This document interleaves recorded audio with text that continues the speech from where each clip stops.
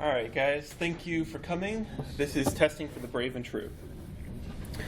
I kind of chose this title. It's kind of catchy, but more because I think there's a lot of kind of fear and confusion about testing in Drupal 8.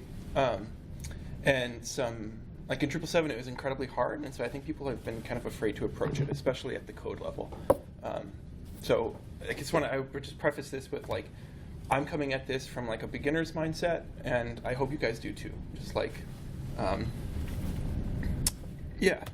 if you're not testing, you don't want to feel bad about it or anything like that, we're gonna work through it as best we can. And spacebar does not advance slides. There it is. There's my big head. Like I said, I'm Gabe Sullice, backend developer.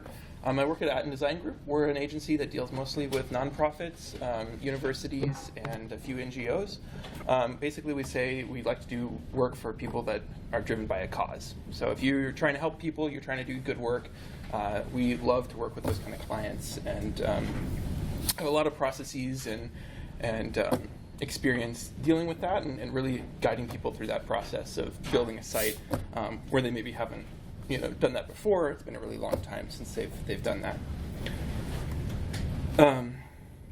I think a lot of times I might try and tell you who I am and gives you a little bit more credence to why I'm here, but I want to talk about who I kind of think you guys are, and if you're not, maybe how you might still be able to get engaged in this talk. So I think, like I said earlier, I think discussions around testing, especially in Drupal, that I've seen it before, often leave people behind. I see talks all the time about continuous integration, or how to integrate with Travis CI, how to automatically have all your tests run, how you can use bhat to get everything done super great and all that.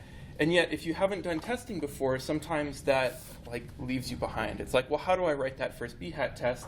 Or even differently, how do I write that first unit test? How do I write that code that really exercises the custom stuff I'm doing? But I do know that probably some of you are beyond the scope of this talk. And you might not learn a lot because it might be too basic. But if you're sitting in the audience and that's what you're thinking, I'd like you to know you have a responsibility to teach. As a Drupal community, we are really far behind in terms of testing. We don't have this thing developed, and so if you do that, write blogs about it, teach, give presentations, try and bring us as a community up with kind of the standards of I think where the rest of the PHP community is, and really developers in general, if they're doing Rails or anything like that.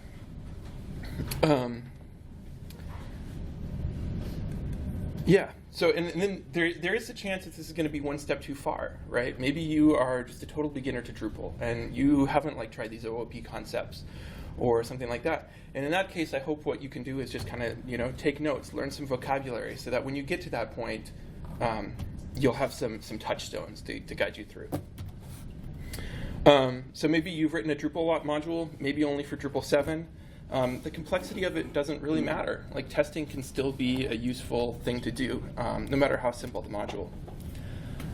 If you're not testing, maybe every time you push code, you kind of cross your fingers, or if you fix a bug, you're thinking, did I break something else somewhere else? So you fix something, in the back of your mind, you're kind of thinking, I tested it as thoroughly as I could, in the browser, but maybe there's some other page, and this site's too big to figure out.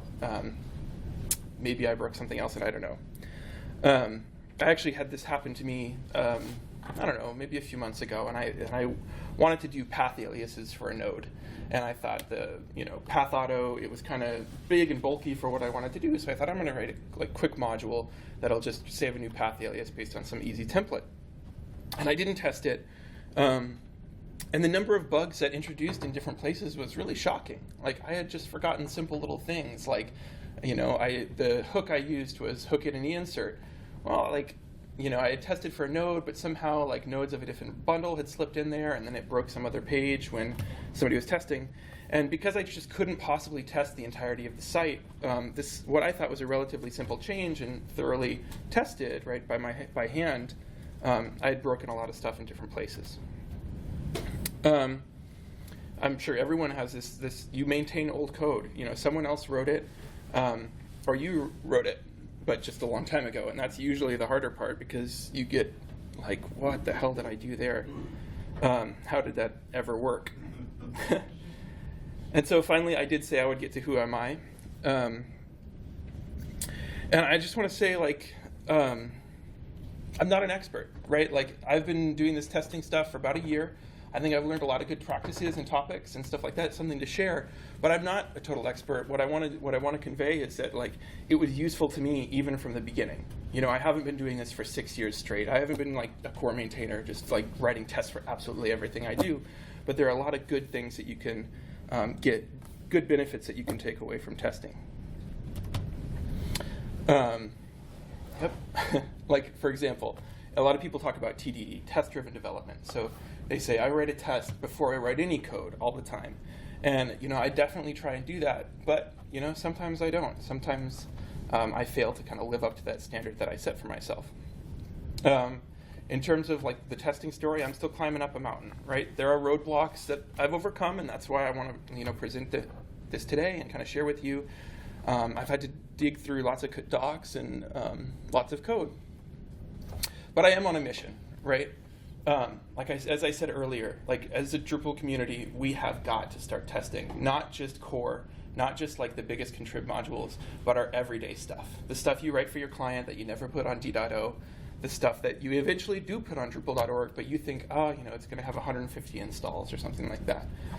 We should be testing that, because it makes our code more robust. It makes it better organized, better designed, and it just works generally better. And when you have to refactor it and do things like that, if you've been testing it, you'll find that you're way better off.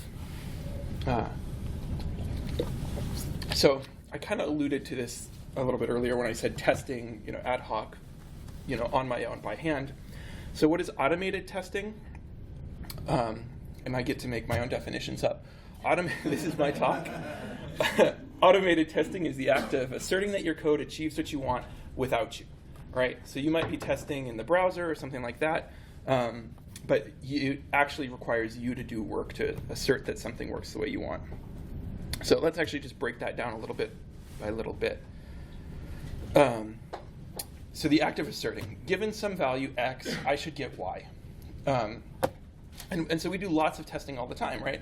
And it doesn't have to be automated. We might do it in the browser. We do some code, we change some HTML, we change some Twig, we write some code that, you know, does an entity query and gets some values back and does it, you know, print their NIDs to the screen if we are using DPM or something like that. We use the CLI. You might actually just do like drush PHP and actually get in there and try a little bit of, you know, PHP code to do some class that you've written.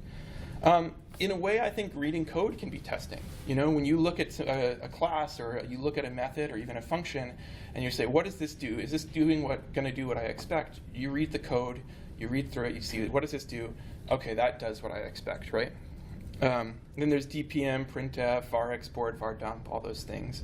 And then there are automated tests. Your code, I want to say it's like the stuff for which you or your team is responsible.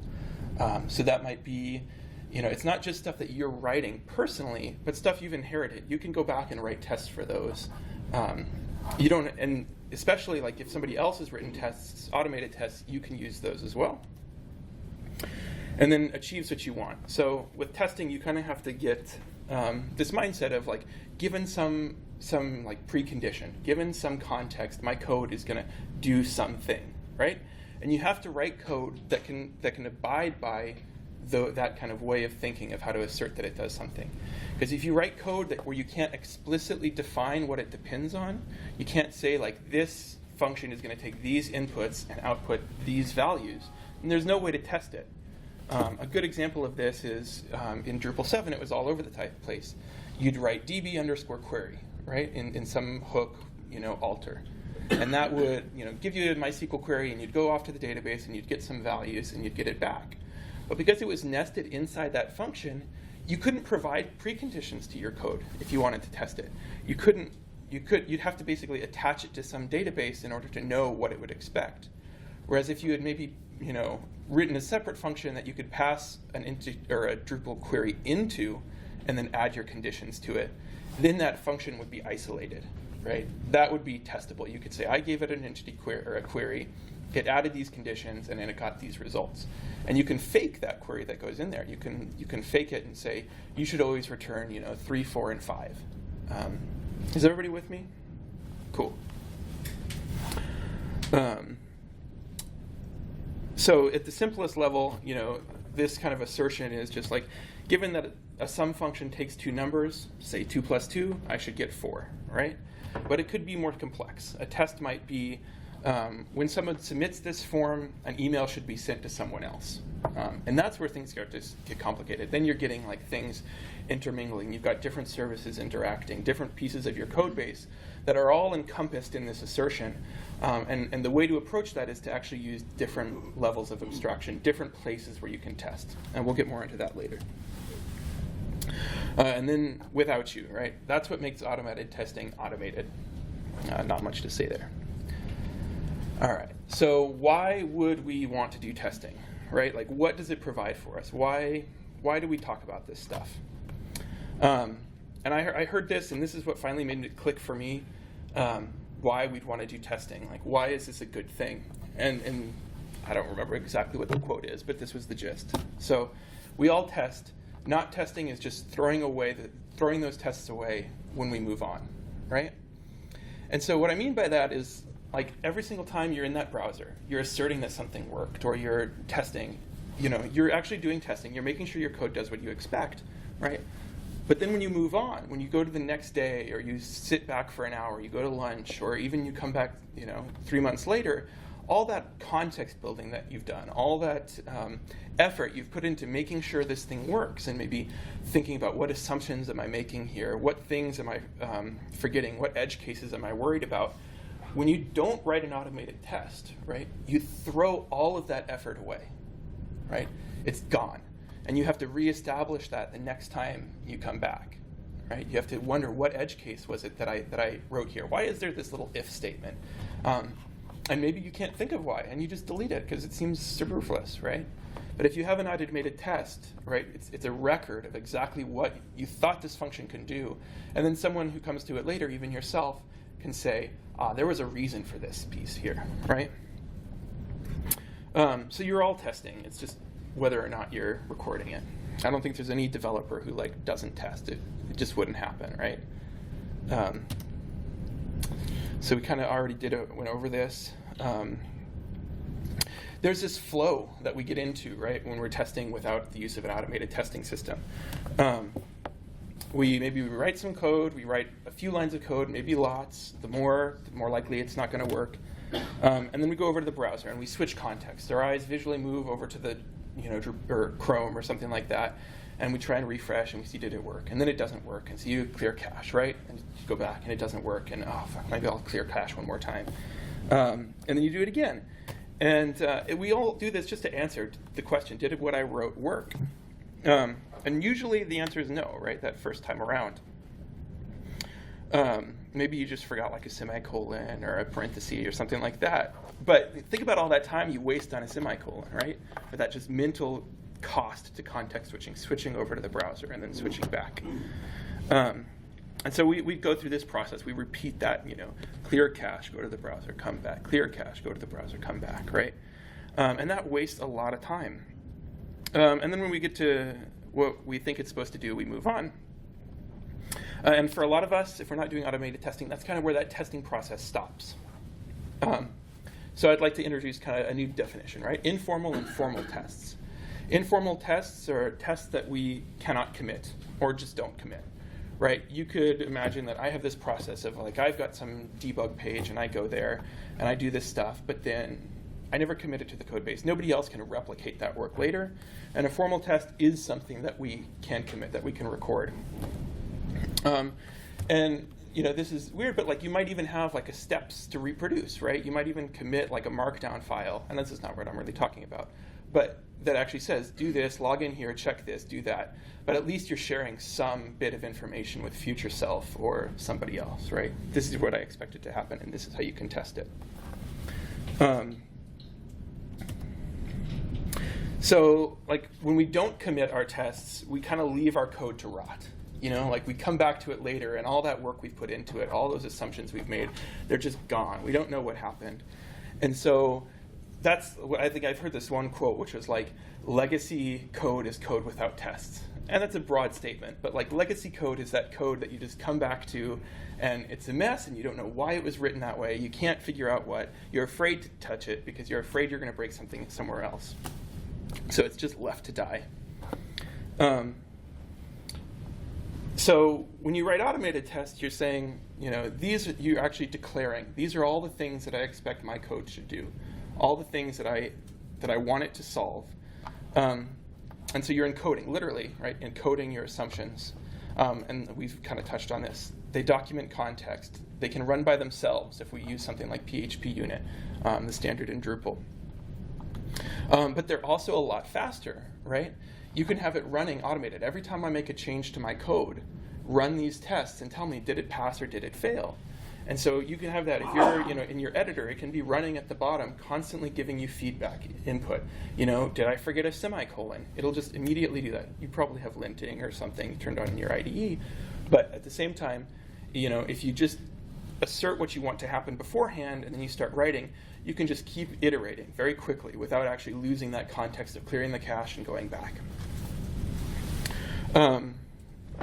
And because you can do these things very fast, if you make a big change, what you can easily do is rerun all the tests, right? I changed some big thing about how it worked, but did I break anything elsewhere?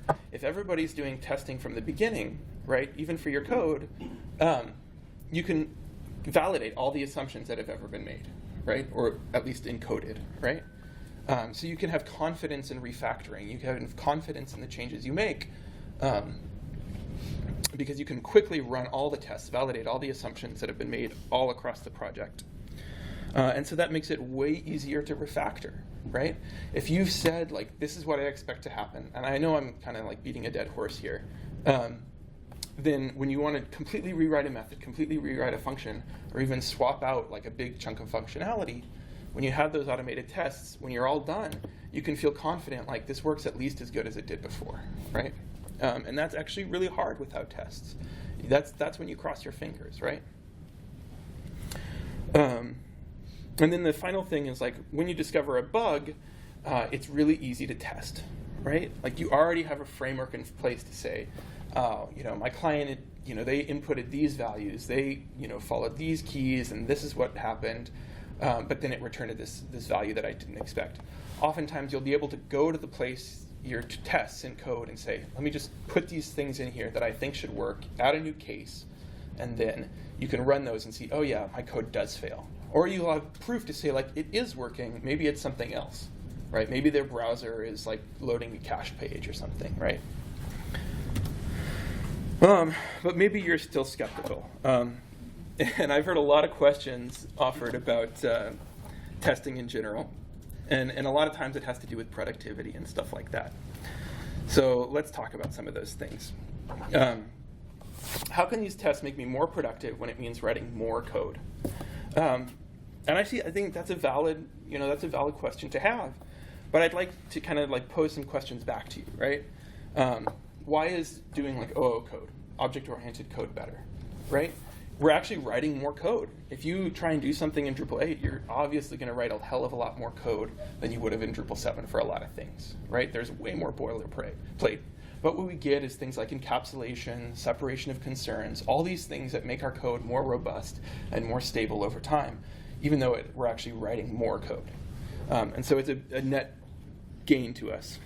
And the same goes for like coding to an interface, right? You say this is how the code should work. Writing that interface is often duplicating code, right? But we do it because it makes our code swappable, like modular. The same is true for like breaking functions out into smaller ones, right? Like when you have a huge, long function and you break it out into smaller, more single responsibility principal functions, right? Then you actually get easier to read code, better maintainable code. Even things like breaking down an if statement across multiple lines. It's more code, but we do it for a reason. And so I think all those things kind of apply to testing too. We write more code, but it actually gives us a whole bunch of benefits. So that's how I address that question. I I think this is a big one, right? How can I find the time to write tests? And I think one of the biggest misconceptions I hear out of a lot of the time is that like testing is this additional thing. I think it's especially true for BHAP, but I think we're talking really here about like unit tests and code level tests. We'll define those a little bit later.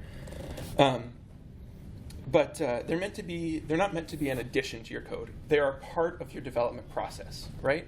You can try and do it TDD. You can write the tests before you code, or you can kind of write a little code and write some tests, and at the same time, it should really be part of your flow. It's a same piece of it, and I really think that once you get used to it, you'll find that you're developing faster.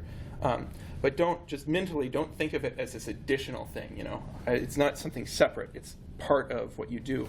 If you're estimating how long it should take to complete a task, like just estimate how long it's going to take me to write the test before I do it, or something like that. Include it in what you do. Don't sit there and say like, okay, client, you know, I can do this for X amount of time, or I can write tests and it'll take X amount of time plus Y, right? Just include it. And once you get better, it's only going to take a few weeks. It'll become kind of this natural process for you. And if you're still not satisfied, you know, consider the time it takes you to switch context every day. How many times are you going back to the browser? How long it takes to rebuild cache? The time it takes for you to set up a site so that you can actually see the result of your code. How many times you've been doing something on the back end where it's actually really hard to visualize what you've done. All those DPMs and kints or step debugging, how much time it takes to do that. And you'll still have to do those sometimes, but if you've got the tests, it makes it a lot easier. And all those times you've broken something that you thought was working, right? Yeah, and then you know, just run the tests alongside your editor. Run it at the same time, and have it there as you code. And I think you'll find that you actually feel like you're working more quickly. You're more easily, like, quickly able to decide, like, this is the code that I wrote that broke what I was doing. And I kind of touched on this earlier. How do I sell it or justify it to my client? And I think, especially with unit tests and kernel tests, the answer is you don't. Right? You don't sell writing a class to somebody. You don't sell, like, I'm going to write this module, really. You kind of sell, like, I'm going to make this thing work. And I think that I can guarantee you that if you get good at testing and doing this every day, you're going to become a better developer. Your code is going to be more robust. Your code is going to be more modular. It's going to be easier to refactor. And being a better developer means you're able to charge more for your time, or at least get more done in less time, right? And if they come back to you and say, well, Joe's not doing testing or something like that, say, well, is he following best practices? Because testing is a best practice. We should be doing that. And you know, he's charging less. Well, he's maybe not as good as he could be. He's not the best developer that you could hire for this case, right? And you can look, like, the experts test. You can find innumerable blog posts online that talk about testing and why you should be testing, or things like you're not testing and you're doing it wrong. I kind of hate that phrase because it kind of this is like what I'm trying to get around is if you're not testing, you're doing it wrong. I want to say, like, start from the beginning. It's okay. Let's get started doing this. And then just, you know, sometimes your boss. How do you convince your boss that you want to test? And again, this is kind of like, don't sell additional tests to your client. But honestly, like, better to ask for forgiveness than permission in this case. If you start writing some unit tests, just small ones, at the end of the day, you can become a teacher on your team, right? You can go and you can say, oh, I had this thing and I've been figuring out how it works, and it's how the Drupal core guys do it, right? And then when they come to you with a bug, you say, oh, look at how cool this is. I just put this different case in, and it automatically told me where it was working, and I was able to fix it really quickly. And I think at that point, if you can, you know, practice at home, practice on the weekends. I know it's hard for a lot of people, but then when you get to work and you do this development, you'll have something that you can show and teach, and actually, you know, you'll make yourself look better than saying, oh, can we write tests, you know? And this is the hardest one of all, right? Like, how do you convince yourself that testing is going to make you better, rather than just, like, taking my word for it? And I think the hard truth is that you just have to do it. You have to say, like, oh, all these guys are talking about it. Maybe it's something I should try, right? And I'm going to say, like, in the first couple weeks, especially with Drupal, you're not going to see those benefits. You're going to be looking at a lot of docs, right? And you're going to be kind of struggling, banging your head against the wall, because writing code that's testable is an art in and of itself. But the same token, writing testable code is also writing better code, because it'll be more modular, more disconnected. If you want to kind of see the benefits quickly, like try writing a little toy in JavaScript. Use something like Ava. And it's much lighter weight. It's much easier to set up, and you can just prove this to yourself. Like write a little toy thing in JavaScript, and then refactor it like the next day, and you'll find that because you've been able to refactor, you'll see how quickly and how easy it is to like say, oh, I made this big change, and my tests prove to me that it still works, right? All right, so that's kind of my pitch for automated testing. Let's actually talk about like the tools and how to do stuff. How am I on time, by the way? Half an hour in? Okay. So with Drupal, I think there are two things that really stand out. There's phpunit and bhat. phpunit is everything that you use to test your code, the code itself, right? Whereas bhat is this higher level thing that can kind of test your code the same way your client tests your work, right? You can actually tell bhat to go to a page, to log in, to click, to do things like that. Whereas with phpunit, at the lower levels, you're actually just like calling methods directly. It runs at the PHP level, where bhat is much higher. So just to kind of continue, PHP, it runs at the PHP level. You don't need a browser or a browser driver, Selenium, anything like that. And it's really about testing your code in isolation. And it's generally much faster than running bhat tests. bhat, like I said, it runs at the browser level. It can test your whole stack. It can quickly tell you if something went wrong anywhere in your site, like from the database to the actual browser, what went wrong. And it tests stuff like your CSS. Did your templates render correctly? Did the code at the end of the day, way down deep in your backend code, did it work how you expected?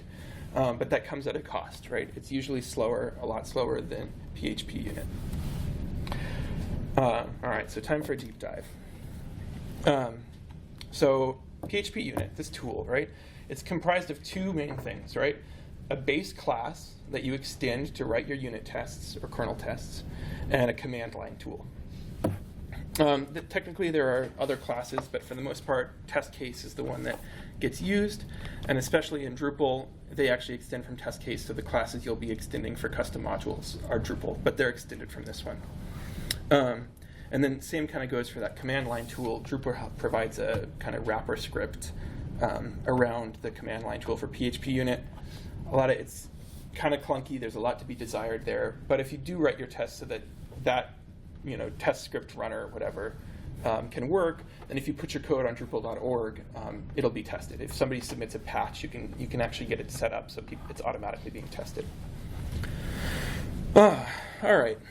So there are kind of three main categories of tests that you can do for your code. And I like to think of them as a pyramid. At the base level are unit tests. And these unit tests isolate very small bits of code, and it tests them really thoroughly. So often people will say they test the smallest, isolatable bit of your code. That's kind of a bit subjective. And there's not like a real right answer to what code should be unit tested versus integration tested. But like a little trivial example is I have some function like sum, right? X plus y. Does it add two numbers together correctly, right? But if you think about that, like at a unit test, you might really be able to thoroughly test that sum function. Does it add two positive integers together? Does it add negative integers together well? A positive and a negative. How about 0 and a positive? How about, what if somebody puts null in? And it's very easy to quickly test all those different cases with a unit test in isolation. And it kind of guides you at the unit test level into thinking about edge cases early and often, right? Whereas maybe if you're testing at the highest level, it would be really tedious and time-consuming to test all these different little edge cases. So the unit test is at the bottom. Right above that are integration tests. So if you think about unit tests as being very small bits of your code, integration tests are testing that they work together properly, right? That when you pull these small bits together, do they work together as a cohesive whole? So let's just take like an example. You're building a calculator, right? Underneath the hood, it might be using that sum function we talked about together, or a multiply function. But your calculator has two methods on it: press button and get result, right? So you might say to the calculator class, press button number 2, press button, addition, press button number 2 again, and then finally press button equals, and then you could get the result from it. You don't need to test that it can add the positives and the negatives together. You just need to make sure that it's calling your sum function the way it ought to be, right, when the buttons are pressed, right?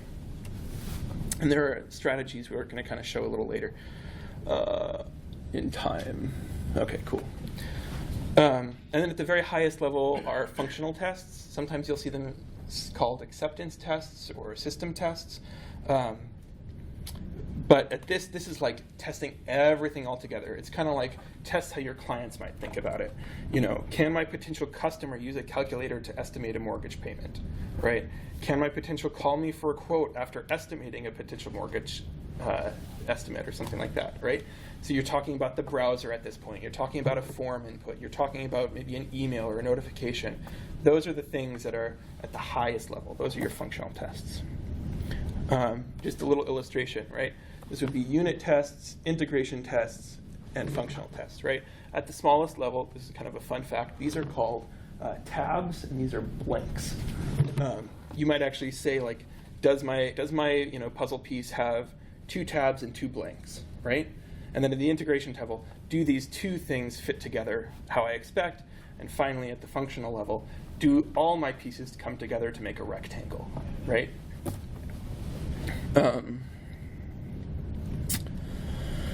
So that kind of seems simple enough. Here's like some trivial examples like we showed before. So this is like the naive approach to the sum function, right?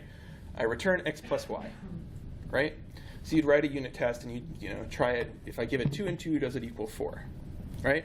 But then you'd think to yourself, okay, maybe I need to test it if somebody submits like only x and it gets a null value. So you try and you write this code and you want it to throw an exception if you don't give it all the appropriate values. So you throw this exception called null value. Can anybody see the bug in this code?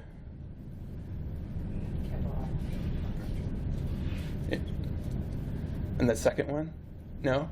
Or. You need and, right? It's not or. Oh, you're using not, sorry. Yeah. I'll have more coffee. No, what if somebody hits 0, right? Like this would just totally fail because 0 evaluates to false in PHP. So it's kind of writing a test ahead of time that would catch that, because you might actually try to add a 0 in that unit test. It actually puts that gives you that chance to try and throw your function weird solutions. So this is kind of like the integration level test that I was talking about. So underneath the hood, you might be using the sum function, but here we're just saying, press the button number 2, press the operator addition, blah blah blah, get the result. We don't need to test the zeros and the nulls and all that at this level. We just want to see that it's all working together properly. And then this kind of is an extension of what we saw before, but if you can see, like, we're actually calling the number 2 twice, and we're calling the addition, pressing the addition button twice, and hitting equal twice. But at the end of the day, like, the result should maybe be the same. Like, maybe hitting addition twice on a calculator doesn't really change the way addition works. So this is an integration test. It can test, do all these things called multiple times or under the hood. Does this thing operate and pull together my other functions correctly? And this is kind of like a fake BHAT test or something. And this is what, it seems pretty simple. When I'm on the calculator page and I click 2 and I click plus and I click 2 equals, then I should see 4, right? But when you see this test, like it's very simple, but think about the complexity of what's underneath there, right? You're probably testing some JavaScript, you're testing CSS, you're testing your calculator, you're testing the browser, everything. And so that actually does introduce complexity, and it makes things like that harder to write, and takes a lot of setup to get working. And it would be really hard to like test null on your sum function from this level, right? So I think it's like important to know that between these three examples of testing, it's not like a step function. It's not these discrete boundaries between what you test, but it's kind of easy to know that there are different levels, different places where you can write your tests to make it easier for you. If it's really hard to write your test, maybe you should go down a level or up a level.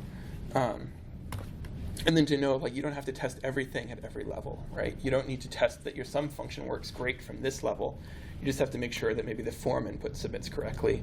And then at the bottom, you're testing your sum. All right, so let's actually get into some Drupalisms. Like I said earlier, Drupal has chosen to use phpunit to run most of its tests. And it's extended the base phpunit with a couple of other ones. So the bottom one, the one that does these unit tests, is called unit test case.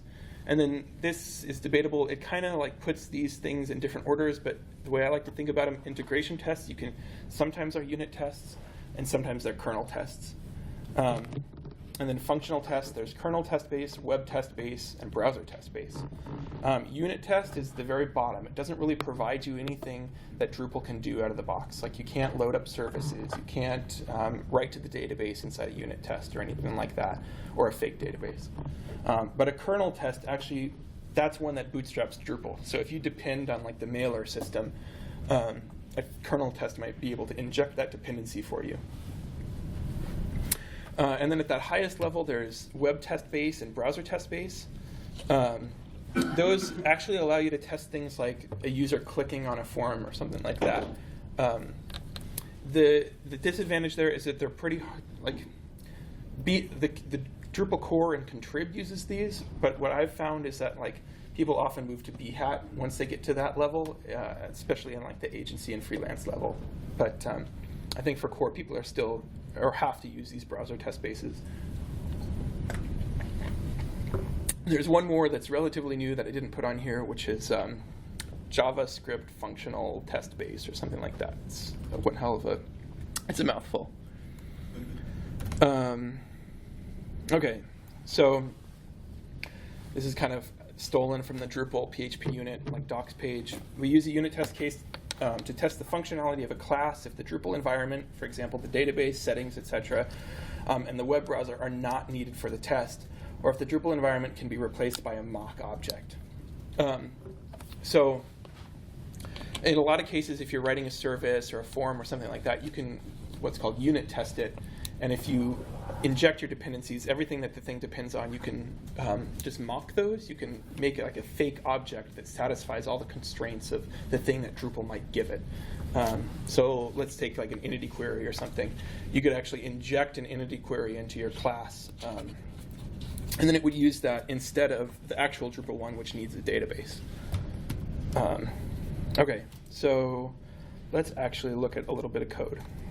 And this is where it gets into, we hope the gods are with us. Let's see if I can put that there. Oh, it's still in full screen.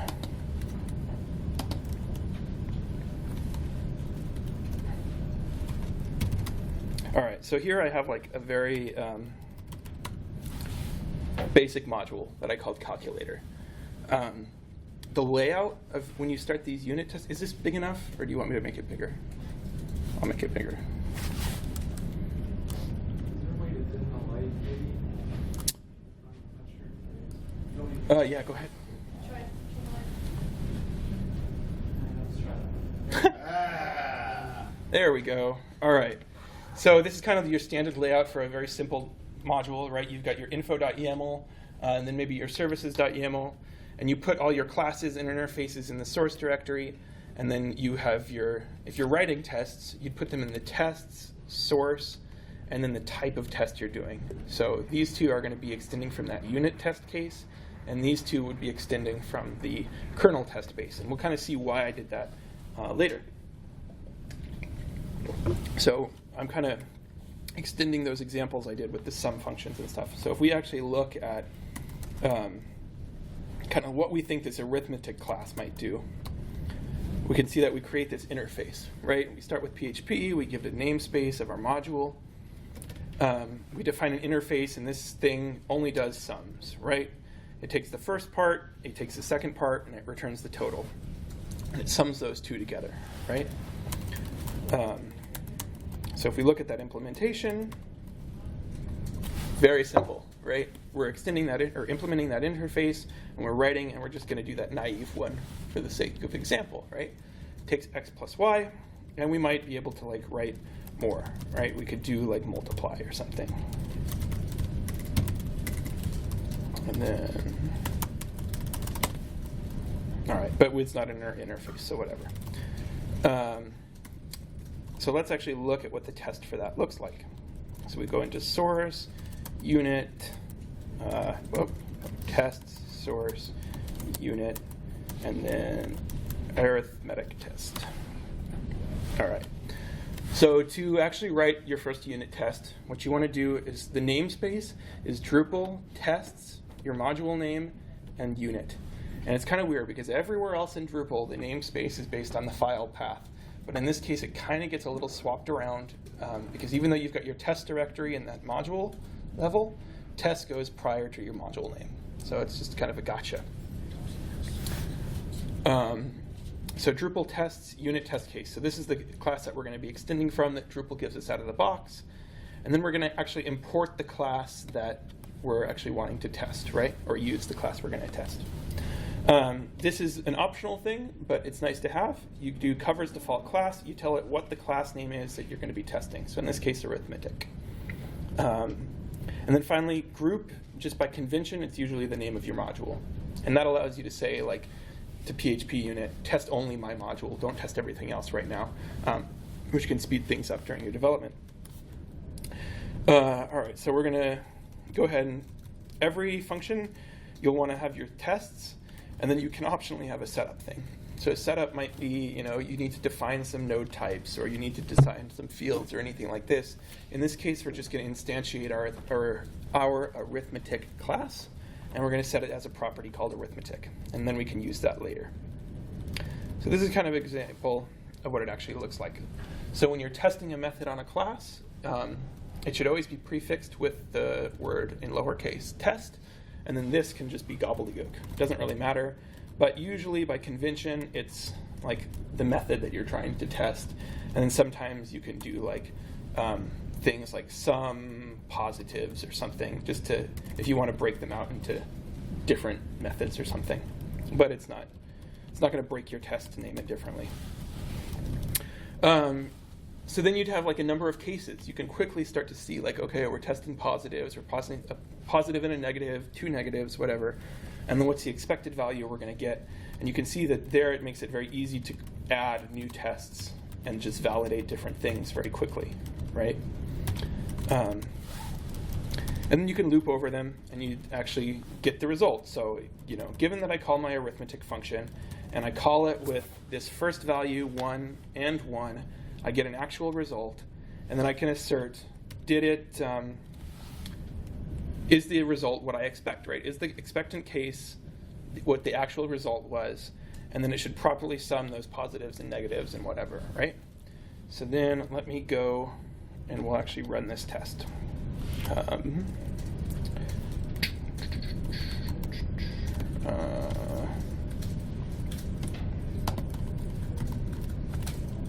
Okay, so here is the long and hard, and like I said, it's lots to be desired script for running Drupal tests at the bottom. I can bring that up to the top for you guys and maybe make it bigger.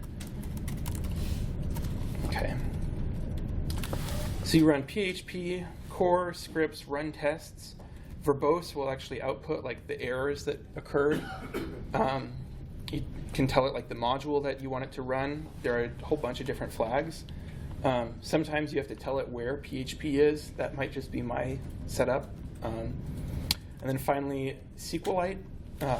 So when Drupal actually runs your tests, it doesn't use the database that you use for your main site. What it can do is by using this SQLite database, it'll write to a fake one that it instantiates just for your tests every single time. And you can blow that away. You can do whatever you want. You don't have to be worried about deleting real content from your site. The disadvantage there is that you don't have the content from your site. So like taxonomy terms, content types, stuff like that, you actually have to set those up for your tests. So hopefully I didn't break anything while I was demoing. So I have a couple other tests, but what we can see up here is our unit arithmetic test. It has one pass, right? And if we go back to our code before, and let's just duplicate this, put it after test sum 2, and we run our tests again, we're going to get hopefully 2 passes, stuff like that, right? And you can imagine running this in a separate terminal or in your IDE and constantly iterating on that step of do this, then go back, do this, go back, right? All right, so let's close out of that. So that's a good example of a unit test. Very small, very light, very just isolated. Then we go to tests, source, and we're going to look at one that's kind of an integration test. And it could be a unit test, but it starts to illustrate some of the concepts of kind of injecting your dependencies and keeping things isolated and only testing what you really want to test. So this is still extending the unit test. I think it could be called an integration test, but like I said, there are no hard boundaries. So we're going to test this get result that we saw earlier. Let's actually look at the source of it real quick.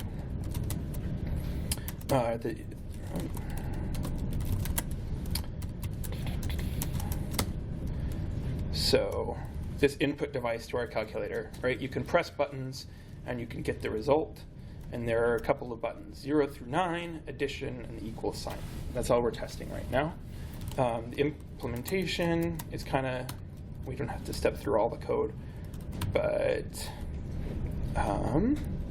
here's our button press. We do different things based on what button was pressed. We have the get result, which gives us our result.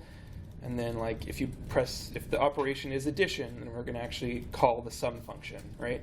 If we had multiplication here, we might call a multiply function or something. Does that kind of make sense? Cool. So now let's go look at the test for it. Source, unit, input device test. I'm on time. Okay, I'm over time. Let me just show you this one thing real quickly, which is that we're mocking our arithmetic. We're not actually giving it the class that we wrote earlier. We're passing in a fake one, and we're saying, when I call arithmetic sum 2, 2, it's going to return 4. And we could make it return 5, right? We could say it should return 5 or 6. And then down here, we could make sure that it returns 6, 2, right? If we run that test, it should still pass, right? So this is just to demonstrate we're not using that arithmetic class. We're using a mock object for it. We're making a fake one, and we can tell it to do whatever we want.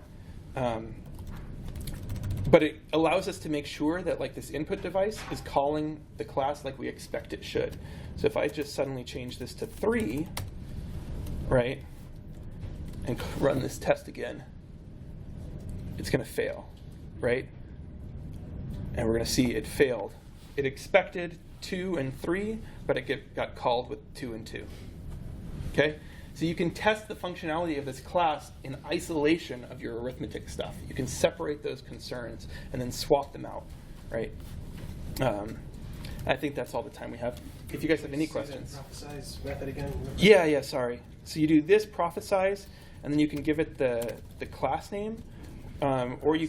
I got it. It's just a string. You could say Drupal, core or whatever, and actually give it the full qualified name. So in this case, if we were to add another sum 2, 3, then it would still pass here, saying that it expects that it will get called. Yeah, exactly. Yeah. And we don't have time to demo anything higher, but I don't know. I hope this kind of gave you some vocabulary to get started. Thank you, guys.